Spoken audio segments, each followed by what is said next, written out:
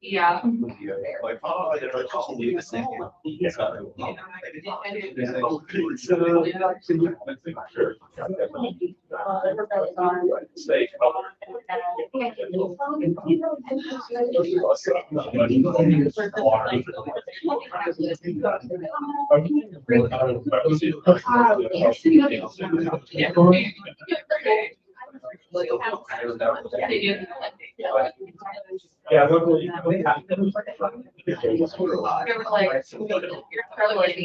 yeah, I believe there.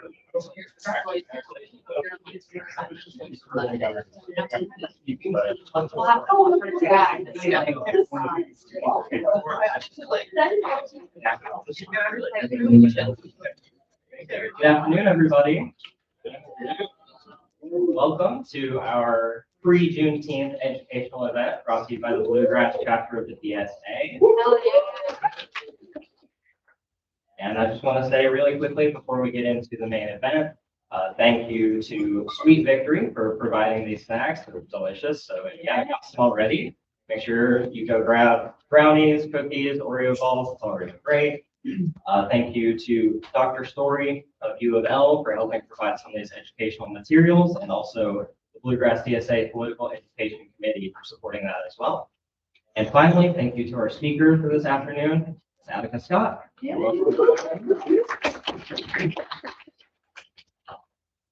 Thank you. You go get some there? I'm gonna move. Well, I was gonna say I almost have to, as short as I am, so if I didn't be in trouble. How y'all doing this afternoon? Wonderful. It's beautiful out there. I'm like, we could just take this outside, but we'll stay in here because thank you to the laborers for providing the space. Appreciate it very much.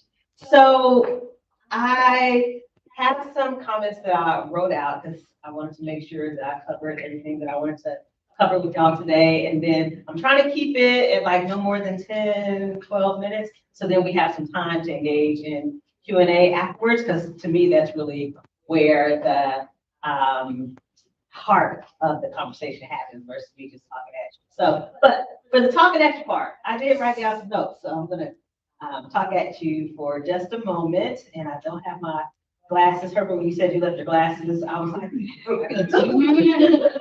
let's hope for the best. But I'll expand it. So I want to start, of course, by saying thank y'all so much for showing up here today before Juneteenth for this pre-Juneteenth conversation. And thank y'all, everybody who was out knocking on doors with Herbert before this, because that matters. That makes a difference. I said this to a group earlier. I'm gonna say it to this group. I grew up in the Black church, so I need like affirmation, signifying, you know, when we say DSA, we want to say that's it right there. That's right there. So my name is Attica, and I am named after the Attica Correctional Facility in upstate New York. I was born a few months after the uprising. It was Black and Puerto Rican people who were incarcerated who rose up and said, hey, we're not going to put up with these conditions that we find ourselves in. And so sadly, 43 people did die, and only four of them, I shouldn't say only four, but four of them were at the hands of people who were incarcerated, which means the vast majority died at the hands of the state. And the governor at the time, Nelson Rockefeller, called in the state troopers onto those folks who were incarcerated, and they were murdered. And of course, I'm sure that the powers that be at the time thought, oh, this is it. We've squelched this movement, silenced this movement. But there were so many movements that came after that and that existed before that. So they didn't silence anything for real. They may have stopped that particular uprising, but that was one uprising. But there were many more after and continue to be. I mean, there are hunger strikes that continue to happen in prisons across this country, which tells you about prisons across this country and the work that we need to do to end the prison system that exists the way that it is. So I carry that name with me every day, and it has a level of heaviness with it, a level of responsibility, but it's also what makes me an abolitionist, is because I believe there is a different and better way. We just have to be willing, have to have a willingness to see and create that better and different way. So let's talk about Juneteenth. So June 19th, 1865.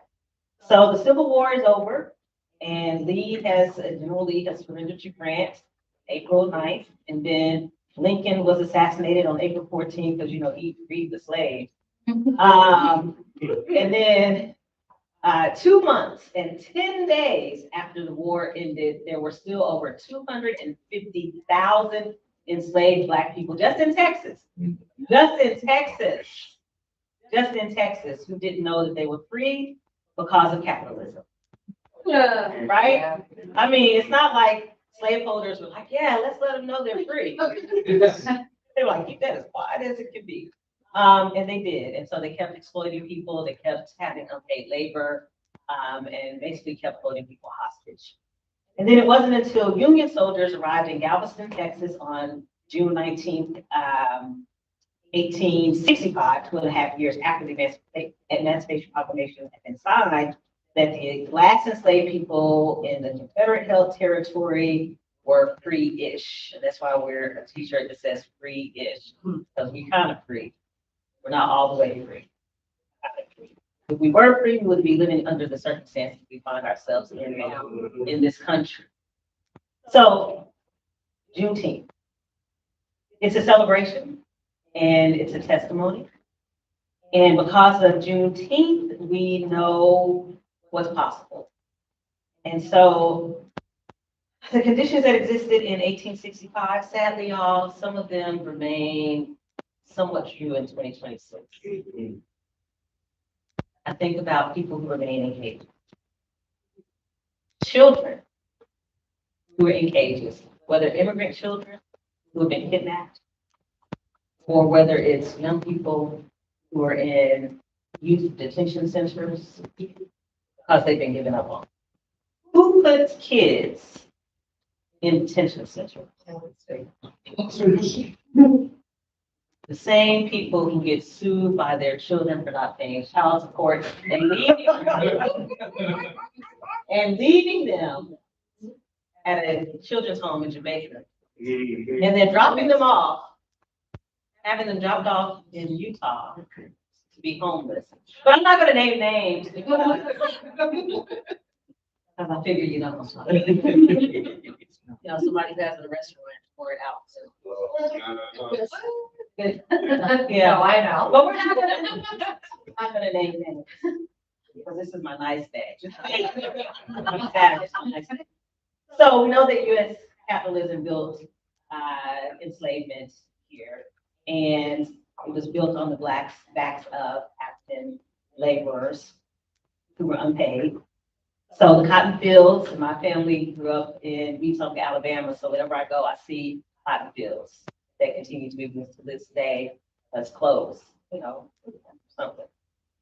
And so the cotton fields that fueled the textile industry and the sugar plantations that fueled the global markets and the railroad lines and the levees that housed the planter class, all of that built on stolen labor, stolen time, and stolen lives.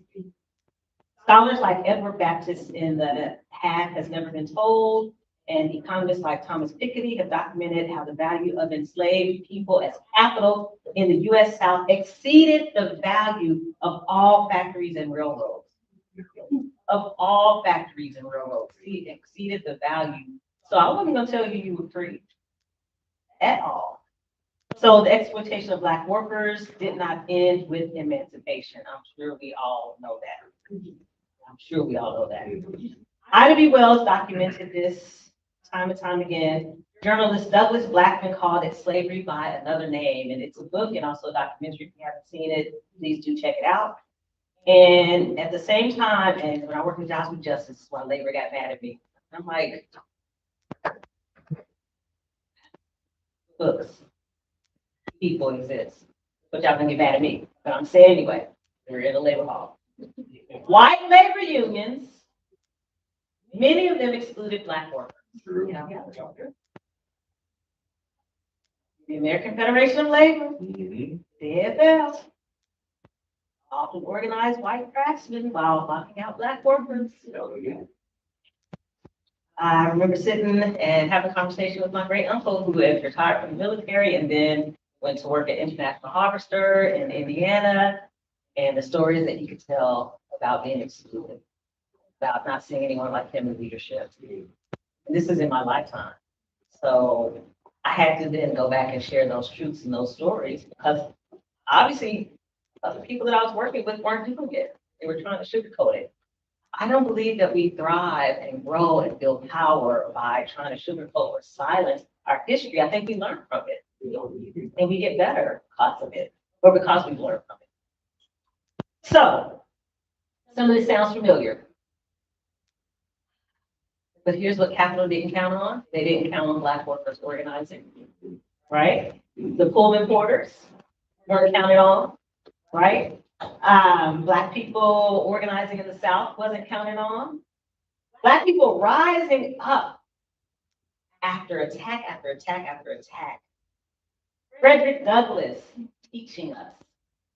Harriet Tubman pulling out her gun on people and say, either you're going to come across it or you're going to stay behind. Yeah. And if you stay behind, you might not be alive because I want you to tell us. So sometimes you gotta do what you gotta do. But she listen, she was a humble bragger. She said, I never ran my railroad off the track and I never lost a passenger. She conducted 13 Underground Railroad missions and freed 70 enslaved people. Yes. So after Reconstruction, Black men served in Congress, Black families started to thrive. And then what happened is what we see now. Black people got mad. Yeah. You know how some white people got mad? Y'all know because y'all don't look like them. Y'all know how white people got mad after President Obama? And then we got the nut that we have now. This is a nice day. Oh my God, it's a nice day. How we have the person we have now. Same thing happened back then. That white rage and having everything, but still enraged. I'm like, President Obama was the president, but I promise you the majority of people in the House and Senate were white. But okay, cool, you got that one. So then what came? The Red Summer, KKK. Louisville, if y'all haven't seen my video, out here trying to bring back a clock that has D.W. Griffith on it. He was the person who produced Birth of a Nation and resurrected the KKK.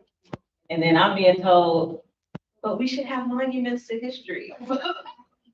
I mean, I could read that in a book. Yeah. I don't need you to have a clock to remind me every single time I look at it, like it's some cute little thing.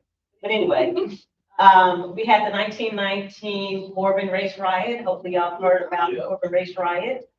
We need to talk about that more in Kentucky because we talked about the 1921 race massacre in Tulsa as if 2 years before there wasn't the expulsion of Black people in Kentucky. But maybe we're going to talk about it because it wasn't a massacre. But she literally ran out 10,000 Black people from Corbin, Kentucky, and made them go to Tennessee, them and their families. And they were workers. But still Black people organized. The Civil Rights Movement, the Poor People's Campaign, the Black Panther Party. Amen. My mother moved to California to join the Black Panther Party when she was pregnant with my brother. Because she was like, I got to go from Louisville, from Kentucky, because this is not working out. And so she went to California. She didn't end up joining the Panthers because they also were like so many men. So many men. So many.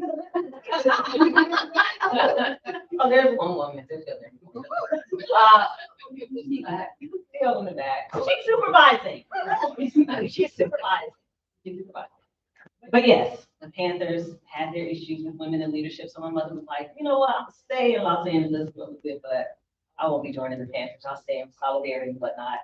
And she did. Then we had the National Welfare Rights Organization that was led mostly by Black women living in poverty, addressing economic justice issues.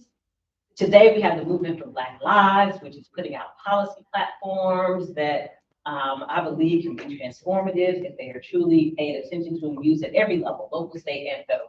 Because even if we make some changes at the federal level, we still have local and state politics to deal with and vice versa.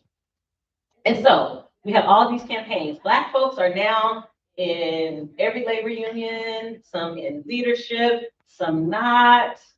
I think we only have like 2 unions in Louisville that have a Black person in leadership. But one day we'll have more diversity and representation in leadership. I know we will. That's why I got in trouble when I was at Jobs for Justice. I stayed in trouble. But I want to bring y'all some good news that I know you heard about. I'm so excited about DSA's wins in Louisville.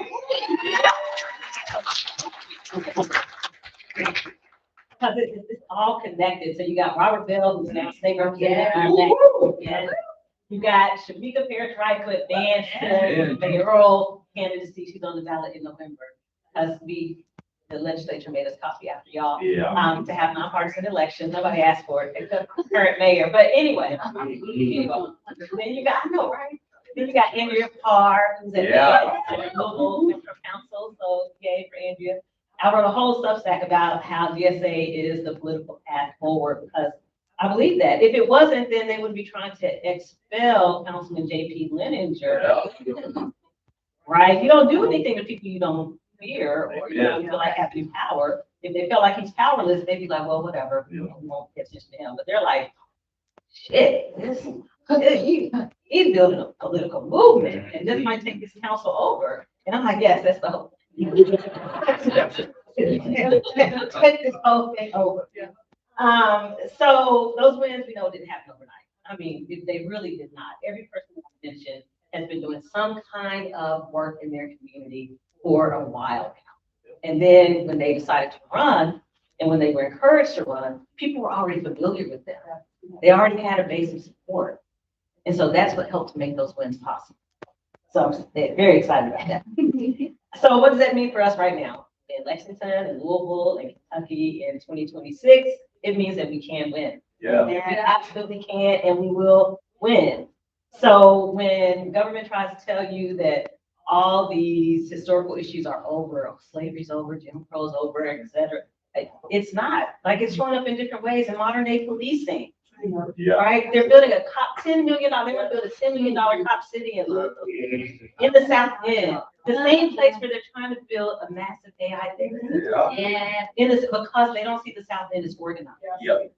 They definitely would never take it to the east. They already tried just to take pickleball. Pickleball. Joe Precinct Park in Louisville.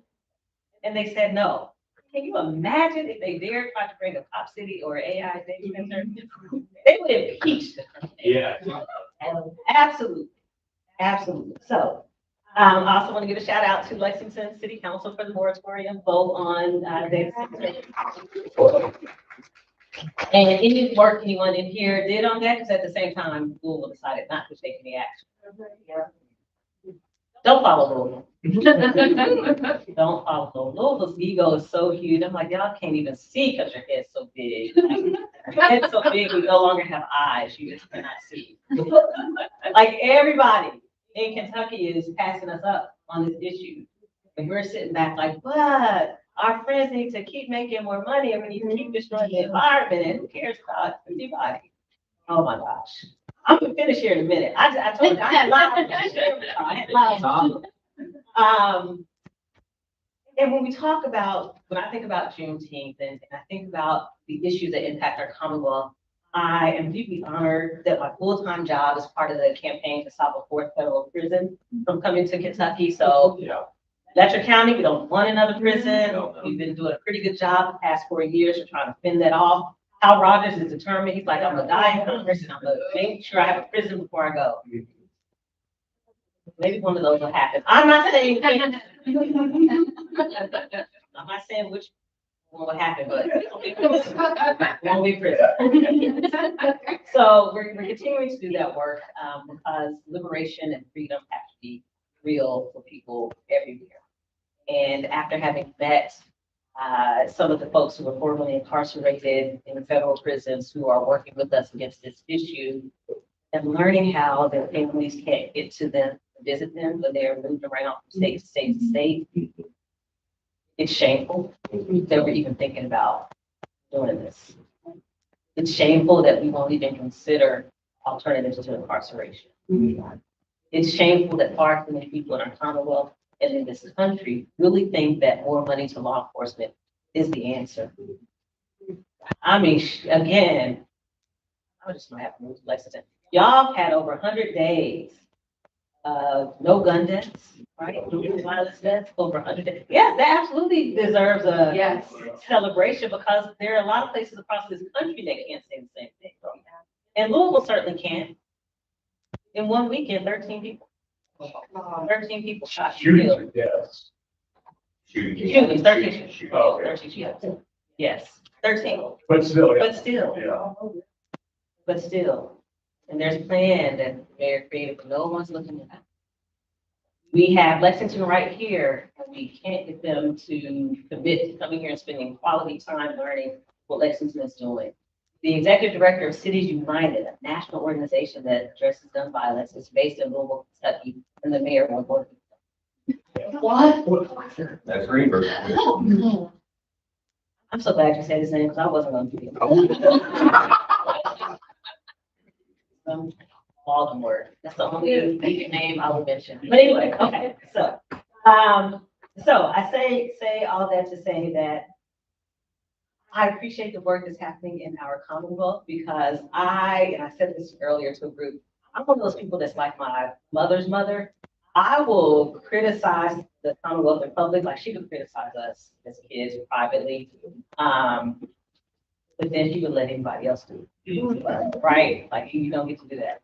I will criticize Kentucky each and every day of the week. I was born and for the most part raised here. But I don't let people from other places talk about it. I'm like, what are you talking about? Because first of all, most of them have never been here. And secondly, those who have just kind of parachuted in and then left. Right? So, you don't get to talk about my Commonwealth. You can talk about like Mitch and Randy Massey. And probably all right. Who's old has been through so much. Or had mercy, term limits and age limits. But I can talk about them. You can talk about them, but you can't talk about anything. You can't talk about my Commonwealth. So I'm going to close with this. I was named after an uprising. I grew up in Beach Terrace, the projects of Louisville, where, y'all, there was no one who grew up in Beach Terrace who I ever saw serving in office. And to this day, there still hasn't been anyone who grew up in those projects who served in office. So I didn't think it was possible. I didn't think it was something I could do, but it ended up happening because of organizing. Our campaign was an organizer's campaign for office. And so the people who picked cotton and sang freedom songs, the people who marched from Selma to Montgomery, the people who made sure that Juneteenth was a jubilation, a celebration, all allow us to be here today together. And I'm glad to be here. I'm honored by the invitation. And I would really love to engage in some Q&A with you.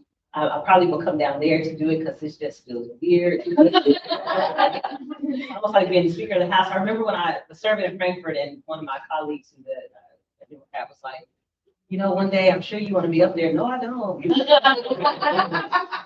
Have y'all seen this house? But anyway, thank y'all so much.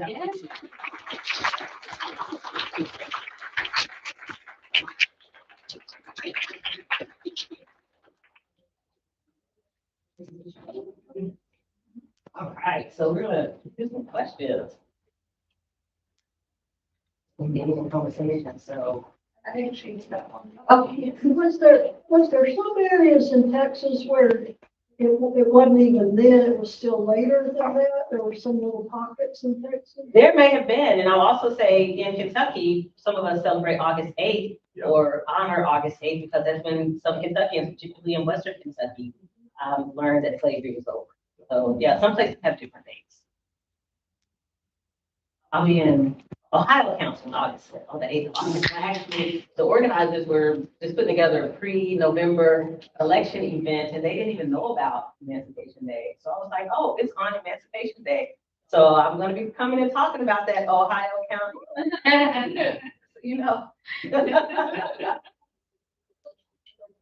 And I know some folks in this room, so I used to teach.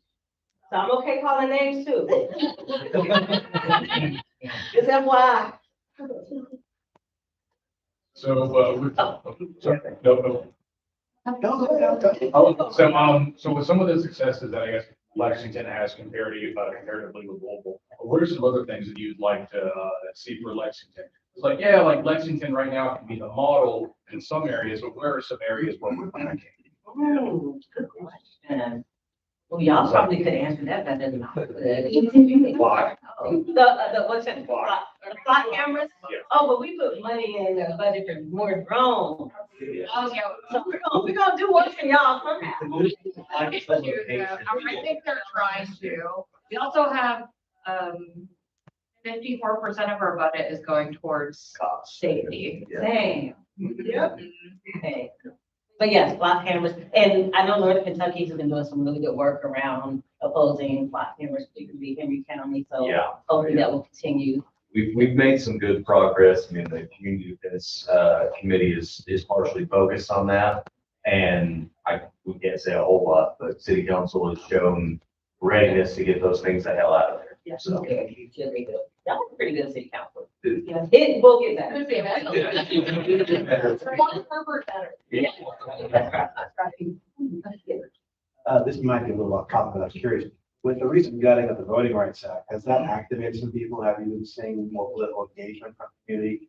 Is it waking people up that we need to do something? Like this Yes. shit is getting bad. Yeah, and it's directly connected. I mean, Juneteenth is really about Black freedom, right, and liberation. The Voting Rights Act is about trying to take that away. Yeah. So it's directly connected, and yes, there are people who are more activated and who are looking at southern states in a different way. Yeah. I know one of the things that has frustrated me for decades is how people look down on us Oh, in southern states. This Voting Rights Act, they realize is not a fault of our own. Mhm. That was a Supreme Court decision. yeah. And so because of that, they're looking at us differently now and saying, wait a minute, if they're wanting to gut this, there must be some political power in the South that we've missed. I think some of us in the South have missed it too, to be honest with you. Yeah. We missed it too. So that's why multiracial organizing is so important. Because for me, that's one of the ways we build political power. So yes, I've seen people talking about southern states and our political power in ways that they haven't before. There's like last month, a whole, All Eyes on the South movement, where folks from across the country were asked to go to Selma, to go to Alabama, to go to places in the South Yeah. and be present. And I just added to that to say, okay, if you are going, knock on doors, Yeah. make phone calls, donate to candidates, like you have to do more. It's important to march and rally. I'm not saying it's not, because I'll be the first one in the streets. But if you're bringing literally thousands of people from across the country to the South, have them do more than that. Yeah. Have them help get good people in office at every level. All eyes are focused on Congress right now because basically the way that people are manipulating the Voting Rights Act is to change congressional districts. But it's happening at the local and state level too. I mean, we are now, because of Frankfurt, going from 7 school board members to 5 in Jefferson County. They changed the districts and now everybody has to run again, even though this was not their cycle to run. So it's happening at every level, nonpartisan school board level. Yeah. It's happening. So yeah, thank you for that.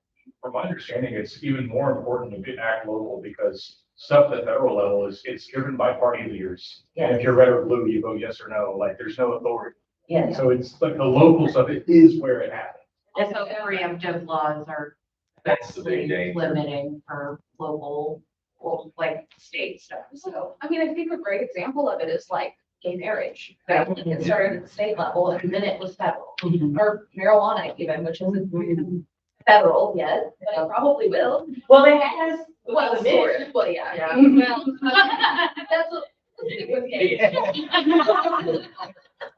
But like, yeah, I mean, that's true. I mean, yeah. So I mean, I'm one of the co-chairs. Hey, Adam, how are you? I'll address the elephant in the room. I think you said it up there of you're looking at an incredibly white room. Lexington is, I get this is wrong, 70% white. I think it's 15 to 18% black. You know, you want to build a coalition politically that looks like what your city looks like, right? And it's when I go to the Louisville DSA meetings, you know, I see more of that. I don't think it's exactly, but you see more of that. And I guess the question is, and it's something that we as an organization, DSA nationally, will struggle with this. How do you do that without doing what I've seen some leftist groups do? And I'll just say that, like, they go race hunt. They're like, we need 8 black members. We're going to go find them. Like, no, they do this. And what I have seen come out of that is more resentment than anything, because it's like, we need you to come in and you got to sit in the room, you know? So from your experience doing this sort of leftist organizing, how do you think the best way to organically bring people in a way that feels respectful? And, we have some ideas, but I would love to get your opinion. Absolutely, and I'd love to hear your ideas. Yeah. I would say that the Louisville DSA has come a long way. It hasn't always been what you see, right? There was Robert, and that was it. For like a long time, like a really ago, like, and that was it for a long time.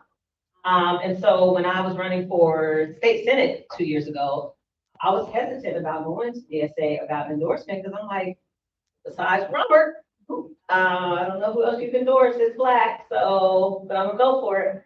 And then I was endorsed. I was like, okay, all right, this is amazing. So I'm gonna start talking to people that I'm trying to represent in this predominantly Black district about DSA. I wasn't talking to them about DSA before because I didn't want to set people up for failure and be like, yeah, DSA, just go. There won't be anybody like you there, but go anyway, right? I just wasn't there. Absolutely. But then I was able to say, listen, they have endorsed somebody who is like, your party, the Democratic Party might be here, and I'm way over here. I'm just part of the party because I have to be if I want to get office in Kentucky. I'm not naive. I know that's happened to me. And so not only that making a difference, but also seeing DSA out in the streets during the Breonna Taylor movement in 2020 made a difference for people too. People who had never heard of DSA before saw DSA out at Jefferson Square Park and in Justice Square Park. That made a difference too, because you have to show up where the people are. They can't only show up to you. Yes. And if it's a movement that's happening that maybe you might feel uncomfortable, you might be like, there's gonna be a few of us white folks. Hell, it's always a few of us Black folks. Go anyway. Exactly, go anyway. And even if in that moment there's not an immediate transactional, relational thing that happens, there's the memory. I remember they were there. Because in that moment we were docking, and we were checking everybody who was there. We were like, who was there? And years later, we remember who was there and who wasn't. Yep. So I think it's important to show up where people are. I always expect them to show up for you. Support people who may not look like you. Support the Black folks who are running for office. Yep. Not just anybody, of course. I'm not saying that because I don't want people to. But support people who are running for office so that they see it's not just about lifting up the white members of DSA. It's who can we bring in. I think those are key ways to get people involved. And of course, I'm always a fan of knocking on doors and making phone calls and invite people out to things because, the flyer, they may not know, Lexington folks may not know who Attica Scott is. They may not know there's a Black person, so that might not be enough, right? So making phone calls, knocking on doors to say, hey, we're doing this event, we'd love for you to come out in another good way to engage with folks. But I'd love to hear what y'all are thinking about that. I guess, so this isn't like ideas necessarily of what we have going on, but kind of continuation of that question. I guess part of one way we've thought about, reaching wider audiences, not just kind of who we currently have, is collaborating with other organizations.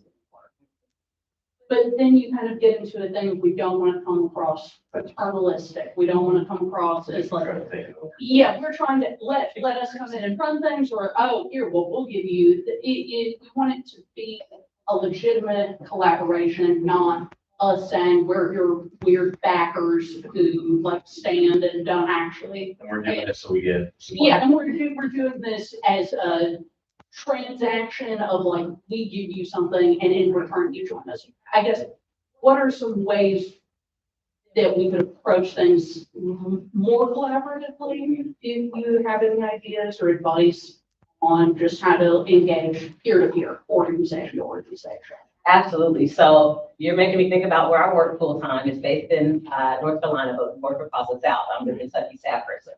Last year they put on an event in North Carolina, and I was just, I am not an event planner, but if it's something related to policy and economic justice, racial justice, social justice, I'm like, yes, I want to help plan it.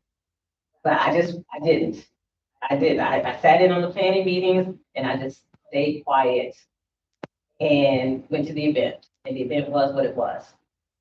This year, I was like, so I'm going to be part of helping to plan this event because there's experience that I have to bring. So I also don't want to withhold my experience and my knowledge because that's not helpful either. It's just a name on a flyer. That's all you're going to do. So I encourage you, first time, show up to listen. Show up to listen and to learn. You might be sitting there like, oh no, oh please don't do this. Not right now. Just show up, you listen.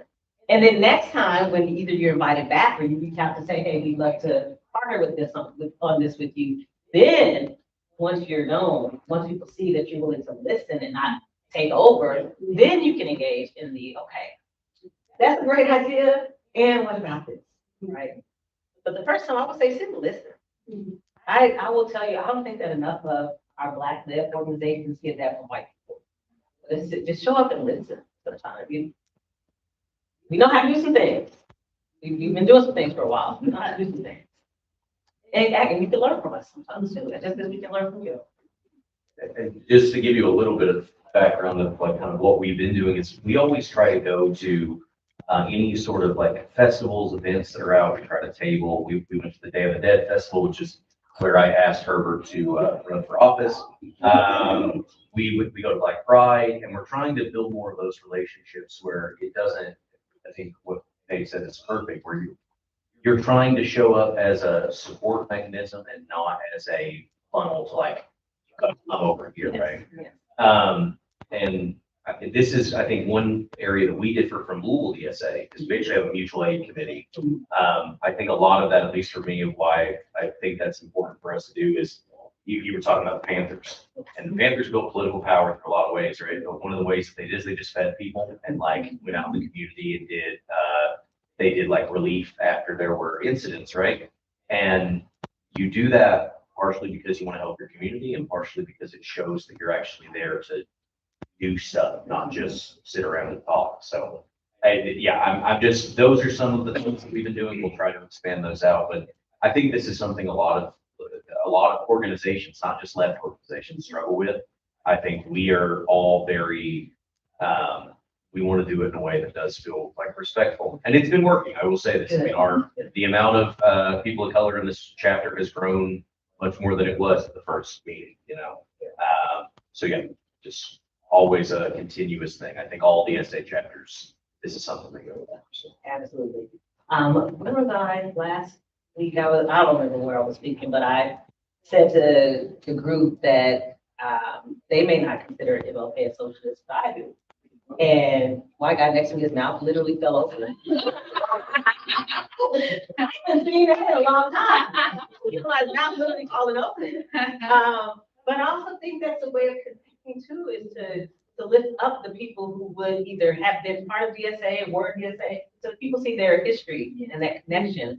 Because if it's left out and left behind, then it's like, so where do I fit in? So yeah, something to think about. I don't know enough about what y'all have been doing to really speak from an informed perspective, but I'll also say the other thing I appreciate is when, and I'm speaking from my hometown, the Louisville DSA is speaking out on issues that directly impact Black folks. Yes. That directly impact, like speak out on those issues directly. They create graphics that then the rest of us can share, right? Do that. Yeah. Right. And you don't always have to wait for whatever the group is that you're waiting for to say something. Sometimes capacity is an issue. People just don't have it to give. And if you do, then put it out there. Because sometimes the waiting, I'm like, somebody, Lord, do something, say something. And does it always have to be Black-led organizations to say something? That gets old and tired after a while, right? So that's it. But you were going to say something before, right? Oh, I was wondering, more informational question. Can you tell us about this consent decree? And Yeah. how much is good and how much of that is lacking? How much is actually being implemented in the prospects? So we had a consent decree. Well, we were close to having a signed formal consent decree. And then your president decided that he doesn't want any more consent decrees. So we didn't get our sign ever. Yes, we didn't get it signed. So now the mayor has this community commitment that the community wasn't part of creating. But it's a commitment. All right.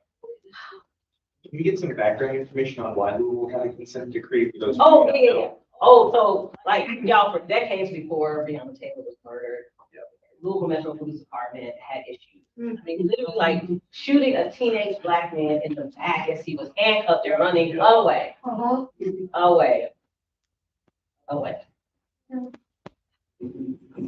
Then there was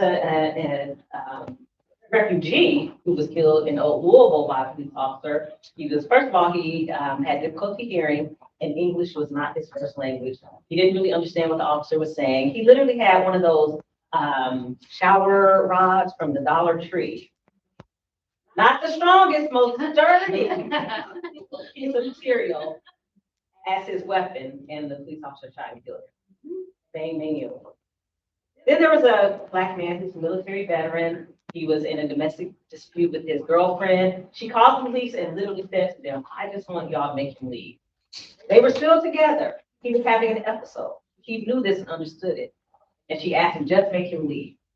He had a break, a cheap, flimsy break, and they started killing him in front of her apartment door. So this is like years, y'all, before Breonna Taylor. That's just a couple of examples. Then Breonna Taylor happened, and all eyes were on Louisville. And all eyes were on Louisville at every level. And so we were able to get the Department of Justice to come in and they ended up doing a 14-month, I think, investigation of the Louisville Metro Police Department and Louisville Metro government. Because the police department falls under the government. So if you work for me and you acted a fool, I gotta be held responsible at some point in time. So it was the Louisville Metro government and the Louisville Metro Police Department. They found, y'all, over 20 violations of people's civil rights, including people with disabilities who have been violated time and time again by the Louisville Metro Police Department. Young people who have been harassed and intimidated. Y'all probably heard of Slushy Gate. If you didn't, officers who would drive around the West End of Louisville and throw slushies on people, including an elder woman, an elder Black woman, teenagers, and our elders. Nobody was free from harassment. So the DOJ came down with their recommended changes. And so that then entered us into this federal consent decree process where a Louisville judge, a federal judge, was in conversation with the DOJ, police department, federal government, to get us to a point of signing an agreement. Just as we were there at the point of signing the agreement, the Orange Terror said we won't be doing consent decrees. The mayor had signed the consent decree the month before in December. But gave us some lame excuse that I don't even remember now of why he chose not to when he had the chance. Knowing that eventually it was. No, Of course, yeah. knowing that on MLK Day, the Orange Terror was going to be sworn in. So literally more than a month before that, you could have signed the consent decree, but chose not to. That's how we got to the point of the consent decree, which we don't have. So now we have a community commitment. They hired a consultant from Baltimore to come in and basically lead and monitor the community commitment that the community was a part of creating. It's a 195-page document, I believe. So no one has bothered to break it down for people. Cool. It's a government document, which means by nature it needs to be broken down. Because it's going to have some whereases and what have you, make no sense and really are unnecessary, but here we are. So, yes, we're paying good money for consultants from Baltimore to monitor the community commitment. I met with them for the first time. They've been doing this since January. They've been in Louisville twice. So I finally met with them this week, one of the lead people on the LIPA group, who told me they would not be, because I invited them to be on my podcast, and she said, we will not be doing any media until September when we come out with our first written report. Accountability? Transparency. So that's where we are. Any other questions? Yeah, I was just gonna speak to the segregated aspect of Lexington.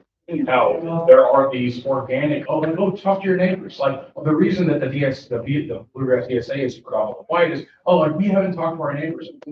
Our neighbors are white. Yeah. Right? The churches that we go to, the workplaces that we go to, a lot of white coworkers, and where my grandparents live in District 8, like right down the road, out of, probably mile, like, it's probably like 25 family, and so it's like, I don't wanna, please don't take this as like, oh, like, this is why we don't have this or that. But it's like, these organic methods where you don't come off as the white savior are sort of, it was like predetermined for that to be really difficult.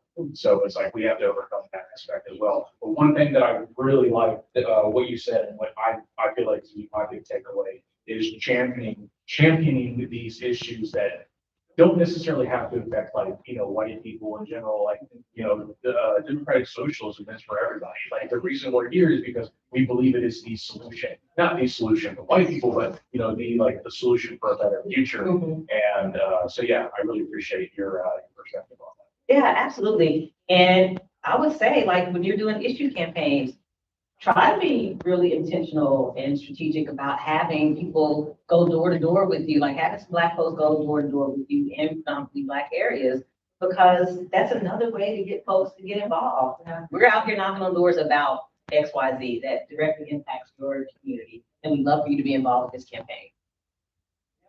Some people may have never heard of you before, may not even be aware of the campaign, but as soon as you talk about whatever that issue is, they may be like, oh, that's the one. That's the issue that I want to get involved with this campaign. And yeah, when people talk about neighbor, for me, I just think of like everybody is my neighbor. In Kentucky, isn't that crazy? But I do. I'm like, when I went to Whitesburg this weekend for tea time on the Cumberland, like those are my neighbors. Yeah. Those are my neighbors. So I think that's how we have to move. Like, even if it's not necessarily who I can walk out my door and go knock on doors and talk to, it's who is breathing the same air with me, right? So, anyway. I just wanted to speak on what you said about people might not know who we are, but they know an issue that they care about. When we were tabling at Pride, which was probably the most affluent interactions we've had with people, people would look me in the eyes and say, I do not know who Bernie Sanders is, but I hate flock count. Yep. Yeah. I hate data centers. Yeah. It's crazy. And so, I mean, just to say, like, there really are people out there who really care about specific issues and understand them locally, who just have not tied that to a broader movement. And so we could be doing more of that. And I mean, bloggers are victims right now. I think does encompass a lot of this. If you look at the map of flock cameras, they made the map non-accessible and you can't see where the cameras are. Here we have it. And you overlay. Don't talk about Louisville like that. Yeah. If you look at a map, and this is what we've been taking to council members, so it's really, we have a council, I'll say this, that wants to be very progressive until you push them on stuff and they get scared. And the thing that we've been showing people, I've been showing people, is there's a map of Black families, Black and brown families in Lexington, and there's a map of the flock cameras. They're the same map. District 1 and District 2 are heavily surveilled, while District 6, there's no flock cameras, right? And the thing that last time I'll speak, and I think Herbert can speak to this as well. We started our canvassing for his campaign in District 1. District 1 is a quite poor area. It's a very Black and brown area. That was due to a lot of redlining policies by the banks here in the late 60s. And I think a lot of us, when we started knocking doors, this speaks to Hudson's point, this is a lot of the first time that anybody in here knocked doors or a new chapter. Right? Okay. And people go out knocking doors, you're knocking doors in projects, you're knocking doors in like trailers. And the amount of people who, when we said, hi, I'm knocking for Herbert Landy's Democratic Socialist, the amount of times I personally, from Black families, were like, oh, like the Panthers, or like, they would say socialist, they would say, like Chairman Fred. And I would go, yeah. You would have these conversations. Our message has been more well received in District 1 than I think any other district. I think that's correct. Austin. Yeah, absolutely. And yeah, I think you have a really good point of like your neighbors are everyone. And I think maybe it's time for us as a chapter to start doing some deeper canvassing, not just for the campaign. I know it's hard, right? Because we have a campaign till November. But maybe that's a goal we need to look into, of really knocking doors with these issue campaigns and being specific about where we're going. Yeah. I was already gonna say, I'm the electoral chair, Yes. so, and the campaign manager for Herbert. So I that's one method I was gonna mention, just knocking doors with in neighborhoods to both education campaigns and issue campaigns to let people know, like, this is what's going on, because some people just have no idea, like and I get it, because like the world is already so stressful, just knowing what's going on, like federally with terrible people. And then like much less locally, it's really hard to keep track of sometimes. And so I think people just let it go because that just added things to their plate. And so that is something I want to connect with everyone on. And I think that's part of the method of making those organic relationships with people, regardless of which district. And if I could respond to absolutely. I was just gonna say, pace yourself, right? Yeah. You gotta get Herbert in office. Oh, I know. I know. So from now to November, that's priority, right? Yes. But it's like, there will be issues after November, a lot of issues. The legislative session will start in January. My goodness, the number of times I posted about a bill and people were like, what? Yeah. They're trying to do what? Yeah. Kentucky State University, they really want to shut it down. Oh, yeah. They want to do that when I was a state rep, and they're slowly trying to do it. But the number of people who are K-State graduates who had no idea until they saw my Cities in 60 video about it, were like, they're trying to do what? Give a alma mater, right? So there's plenty of issues that are going to exist after November 3rd. Oh, That you'll have, right? You'll have the opportunity to engage with people around. oh, I ain't doing anything right now except for that's She's gonna kill That's you. through November 3rd. This is it. Every time somebody's like, do you think Shamika will know? She will not. Yeah, yeah. But until November 3rd, Yeah. you're alone, Yeah. right? That's correct. Well, I'm sorry. Oh, no, I think just for my own brain and for other people in here that maybe function similarly to me, but I think what I'm hearing out of all of this is that whatever it is we do, it has to be done with compassion and a genuine interest in improving the lives of the people we're around. And yeah, we're part of DSA. That's like the footnote. Yeah.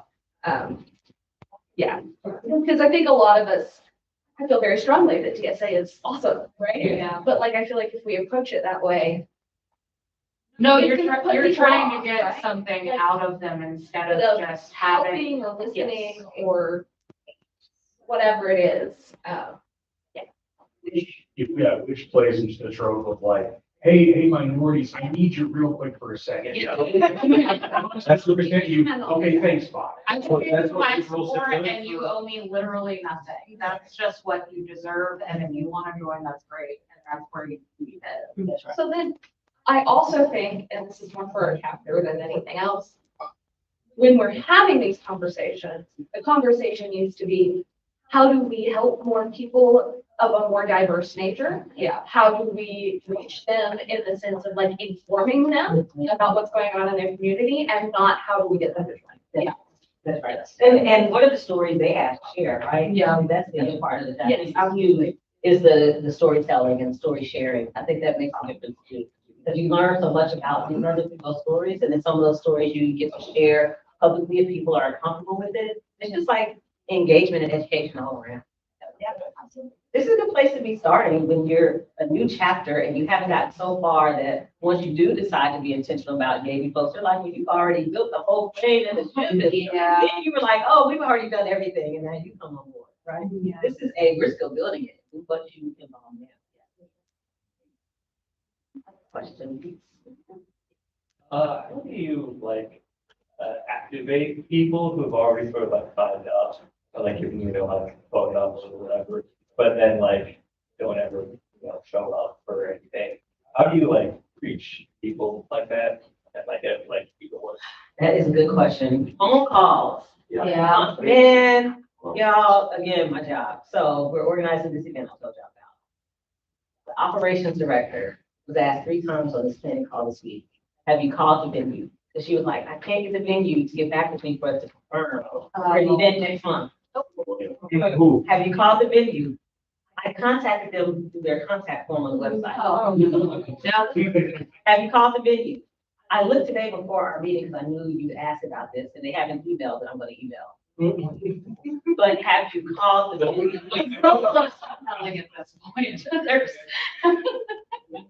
Looking at the phone and calling people is so underrated. Yeah. I think that's a big way to get people out, because it's so personal. Yeah. Like, I know half the people won't answer their phone, we know that, right? But then you have the people who will, and especially I found, and research has shown, I used to work at a research institute that studied public health, that older people do still answer their phones for the most part because of that isolationism. Yeah. They're like, oh, I get to talk to a human being, and then they'll talk to someone else. So be ready for it. Be ready for it. But yeah, I just wanted to say, I think phone calls are a big way. Because I feel like it's underrated. And I'm not saying text messages. Because if I get another text message, your governor asked me to report something or to do something, and I've already hit spam, delete, remove. Yeah. Still get them. That's not the same. That's not the same as picking up the phone and calling. And leave it at voicemail. Yeah. I will call you back if you're, Yes. I'm interested in talking to. Leave a voicemail. I know my daughter and my son don't answer. They don't even know probably how to access their voicemail. But there are whole generations that do still listen to voicemail. So please don't forget us. I was gonna build on that. Everything I look, this is so funny. I am no longer personally a religious person.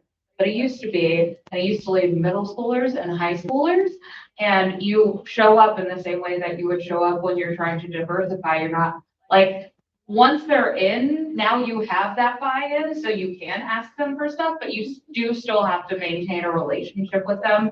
Otherwise, they're not gonna show up. So we do need to, that's with all of our membership. That's something we need to build on and work on, is actually calling people and saying, we really need you. Yeah. Like, this needs, like, we want you here and we need you to help. So. You made me think of something I wanted to add to your question, which is, so when I was running for, when I was running for state rep the first time, y'all was a 30+ year incumbent who was in the seat. We didn't think we were gonna win, but we were running.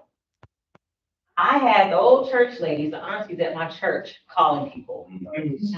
And, of course, you can see people's demographics, age, where they live.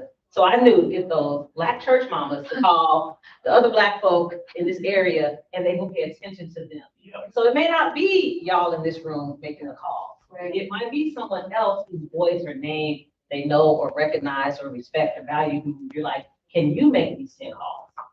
Like, for the next 10 days, can you make 10 calls a day to this list right here? Because they probably respond to me better than they will be. It's okay to say that, y'all. This is not about ego. It's not, when I was knocking on doors, goodness gracious, going into the East End, because Louisville was liberal. And it was a Democratic primary, so I'm like halfway thinking, okay, it's Democrats in Louisville, they're gonna be halfway something. I don't know what I thought. But there were people who wouldn't open their door when they saw that it was me. So, yeah. So I said, "Oh, here's what I'm gonna do. White folk. Yep. Y'all go knock on those doors and tell me how it goes." I had a great time, and I talked to so many people. For real. Yeah. That's my intention. Yeah. Right. But I know, because it was not best for me after that experience to be the person knocking on those doors, that I would keep getting the same response. So why not send the folks who were basically delivering the same message, just a different face? Yeah. And then I ended up winning. And winning those areas. Yeah. Right? So. So what organizations would you say are leading the charge at the local level when it comes to things like prison abolition, when it comes to, erasing the legacy of redlining? What organizations would you say are leading the charge on that? So in Louisville, there's this group called Until Justice, and they do a lot of research and produce a lot of data around justice issues, housing, environmental, economic, etc.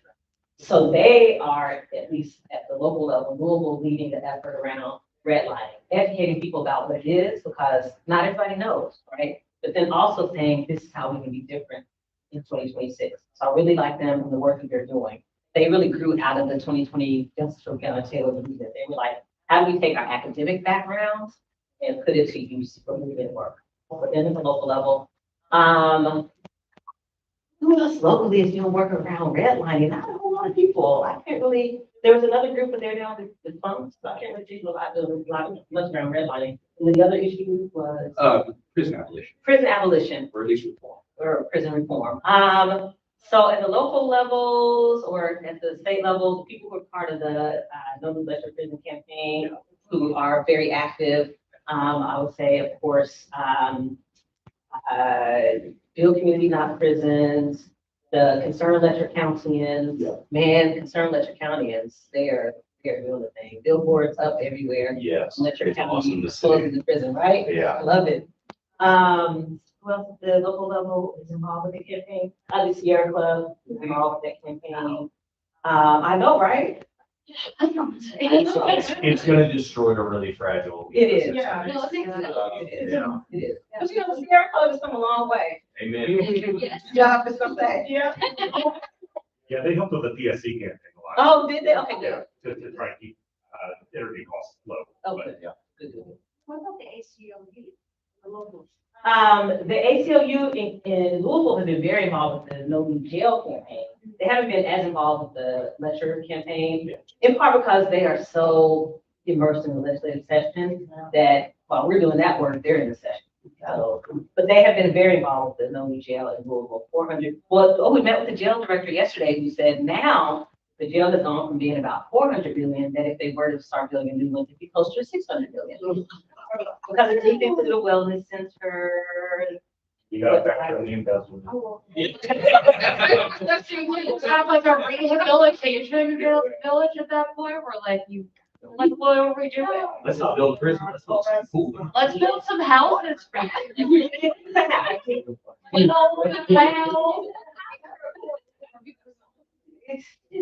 It's housing people in a cell. that ain't a house.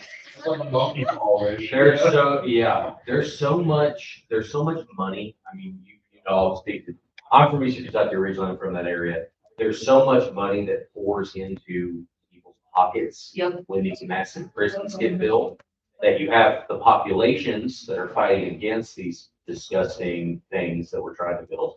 But then you have local politicians, you have local contractors that are very ready to pour 800 million pounds of concrete, right? So it's rough, but we're helping seed a chapter right now, Eastern Kentucky DSA chapter, yeah. And so if there's anything we can ever do, even if it's phone banking or whatever y'all need, let us know. We would love to help out. Thank you for that. As far as who else locally, KFTC is working on the No New Prison campaign. I'm just looking at the list, and not only the list, because there's the list and then there's the people actually working. Yeah. Right? So you got a list. And we've been talking about the list, but some of those folks we haven't seen in a long time. And then there's people who are actually doing. Nonprofit industrial company. Yeah. So I say, let me put my name on there and then I'll fundraise on it, even though I'm not doing any work. That's not this conversation. Okay. Other questions? Oh, I'm sorry. I was gonna say, we're basically at. Okay. Sorry, I'm cautious. But if you're willing to close out, if you want to just give everybody a couple ways, you know, plug your stuff. Tell people where to buy. Go get your cell phones out. Yeah, You do. So I have my Ask Attica podcast. Herbert was on the session, that's so big. And we go live on Fridays at noon on Facebook and YouTube, say live streams. We travel occasionally, we just weren't able, you weren't on the ballot, right? So that's why we didn't travel too much. We did the Instagram live. But we have the podcast, like if there's something coming up where y'all are like, we need a larger audience to see this, you're welcome. On the podcast, we can either get you to come to Louisville or here or meet halfway. What's the exact? Midway. Midway. No, that's Midway. Yeah. Well, Midway actually is that, if we're doing this organizing conference, a little DSA probably. It would be Midway? Yeah, fair enough. It's the closest big enough city, Frankfurt maybe, but you know. Okay. So we can meet like Midway, in Midway. Right. And then there's a podcast, and then my Civics in 60 are my 60-second videos where I'm like, listen, y'all, I learned a lot when I was in Frankfurt. I want to share it out. I believe in gatekeeping some things. That I don't believe in gatekeeping. I want to get it out there. So I give people 60 seconds of information, and then they can go look up the rest of it themselves. Like I did my part. Then you go do your part and do some research. So I'm on a lot of social media platforms, Facebook, Instagram, Threads, TikTok.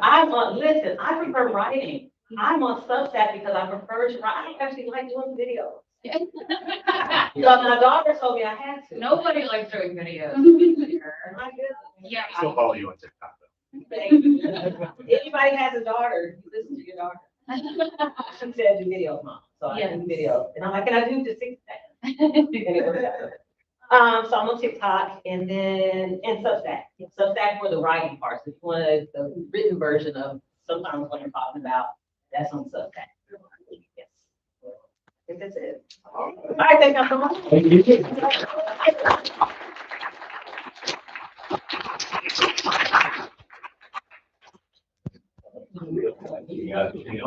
Oh, yeah, what announcements, what's coming up? Yeah, oh yeah, we can do that. Yeah, that more or less does it. We do have some flyers for our upcoming Trans Clothing Swap event over on the table, as well as these brochures with all of this awesome educational material we've been putting together over the past several weeks. So I'm really excited to get to hand these out. And there's still snacks, so help yourself some snacks. The Oreo balls are so good. I really like us. I'll use my co-chair privilege here for a second. I'd really like us as a chapter at some point to organize a documentary, maybe related to Juneteenth or Black liberation. I think there's a couple great examples in here. But yeah, so keep me on. So keep me honest on that. But I would, Attica, do you have any like recommendations that you really like? Do y'all have the 13th on there? 13th is it on here? Yeah, it is on here. Yeah. Oh, I've watched it on Netflix. Yeah, it's on but Netflix. it's 13th really is good. 13th It's is something to great. consider for a viewing because it's such a strong conversation starter. too. Yeah. Yeah. Yeah, and especially with us talking about like prisons and jails in Kentucky, it's a natural connection. If you want to, well,